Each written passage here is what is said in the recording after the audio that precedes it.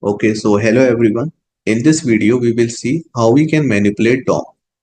DOM manipulation means, like for example, there is a tag h1, and if you want to change the content of that h1 tag, then how you will change the content of that h1 tag using JavaScript. So see what I'm trying to say here. Let me create one file index.html, right? So here what I will write? Here I will write basic HTML code. Okay, and this is what DOM3, right? And for example, I'm writing here one h1 tag, like this is h1 tag. Okay, I'm writing like this. Okay, so if I run this code, open with live server. Okay, so it is opening in this browser, but I'll copy this URL and I'll close this browser. I will open this output in my Chrome browser. Okay, so I will paste here this URL and I'm getting my output. This is h1 tag. Okay, so I want to change the content of h1 tag using JavaScript. So how can I change this content? So I will create another file which is app.js. Okay, and inside the app.js, what I will do first, I will fetch this h1 element. So we can fetch an element using h1 tag.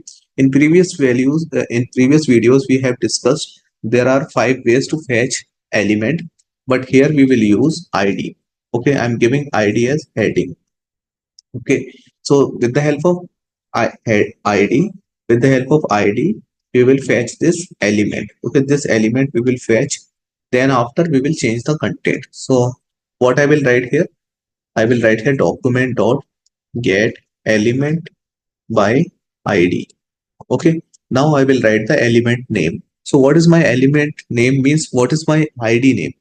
What id we have given to our element? This is heading. Okay, so here we will write id is what? Heading, right? After that, we will create a variable. Okay, and we will store this variable inside the variable. Okay, variable name is h1. Okay, so inside the h1, what I'm doing, I'm storing I'm storing my h1 tag. So if I will write here console.log, and if you will see h, if I will print h, so what I will get?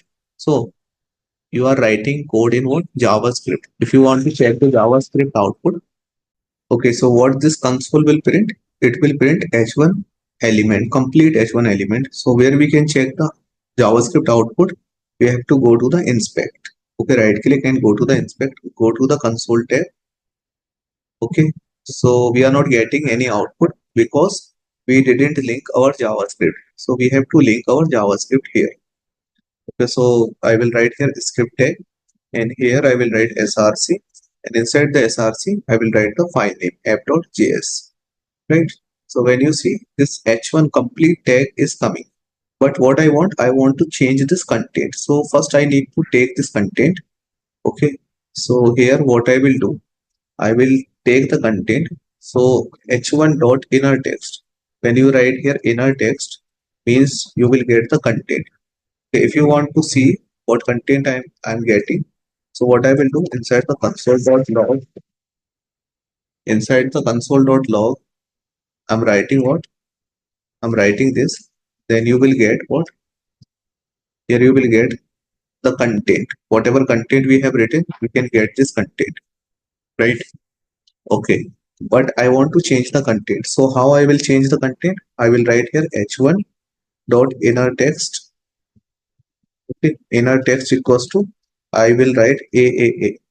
Okay, so what it will print? It will print AAA. See, content is changed. Content is changed here on document. Okay, see, if I comment this line, then what is the content? This is h1 element. So with the help of this h1 dot inner text, we can change the content, right? Okay, so for example, I have created another tag like p tag. Okay, this is p tag. I want to change the content. How I will change? First give id. Okay, I'm giving id para. Okay, I'm giving id what para.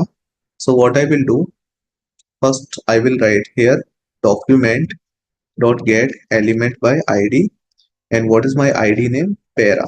Okay, I'm not writing here anything, so I'm closing, deleting this. I will store this element. I'm storing para element inside a variable called p. Okay, so what I will do here, I will write here p dot. Okay, see, as of now, if you will see, so what it is showing, it is showing here, this is para, this is para. So if you want to change the content, so this paragraph element coming inside p variable, so p dot inner text, and we will write here inner text, and we can write here ppp.